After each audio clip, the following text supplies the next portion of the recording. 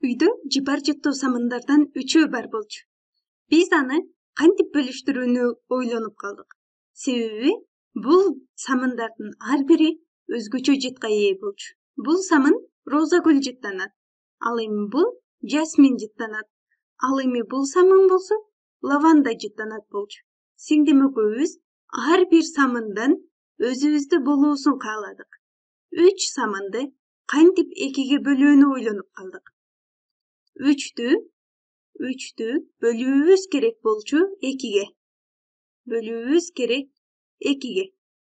Анда ар бирибизде канчадан самын тиет? Биз ойлонуп отуруп самындарды тең ортодон бөлүүнү чечтик. Тең ортодон самындарды кесип алдык. Анда самындардын бул бөлүгү сиңдимде, ал эми бул бөлүгү мага калды. Анда жазып аламын. Бул менин самындарым.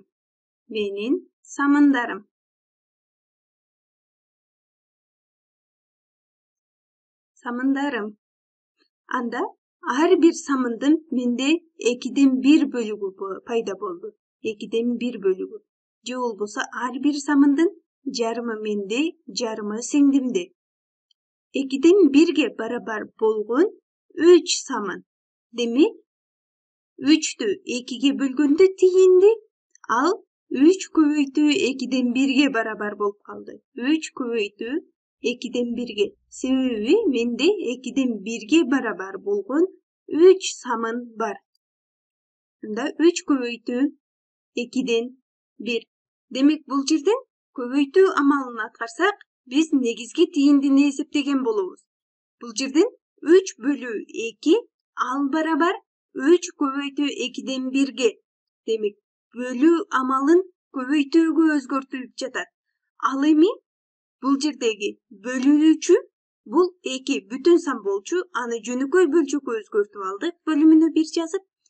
Бөлүүнү көбөйтүүгө өзгөрткөндүгүбүз үчүн бул жердеги бөлүүчүдөгү бөлчөктүн алымындагы сан менен бөлүмүндөгү санды орун алмаштырып алдык. Анда тииндини эсептөө үчүн бул көбөйтүү амалын эсептөө жетиштүү. 3тү 2/1ге көбөйтсө, ал кайра эле 2/3гө барабар.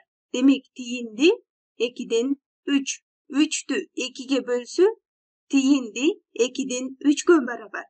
Же болбосо мага бөлүнгөн самындардын жалпы тииндиси 2/3гө барабар.